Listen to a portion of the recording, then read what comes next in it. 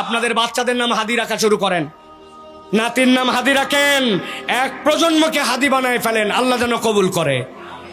Doctor Mir Mosharraf Hossain ওনার নাম। বলছেন এক বাপ তার ছেলেকে নিয়ে আসছে, নিয়ে আসার পরে বলছে রক্ত পরীক্ষা করা লাগবে। তো ওই ছেলে কোনোভাবেই রক্ত দিবে না, 8 বছর বয়স, ভয় পাইছে, রক্ত দিতে অনেকে ভয় পায়। তখন তার বাপ বলছে ভয় পেলে তুমি হাদি হবে কিভাবে? ওই ছেলে সাথে সাথে হাত বের করে দিয়ে বলছে ডাক্তার সাহেব আমার রক্ত নেন। এটা হাদির সফলতা। আল্লাহ শাহাদতের মর্যাদাটাকু এইভাবে আল্লাহ কবুল করছেন যে আমার তরুণেরা হাদি হতে চায়, এক শ্রেণী হাদির স্বপ্নকে ভুলাই দিতে চায়।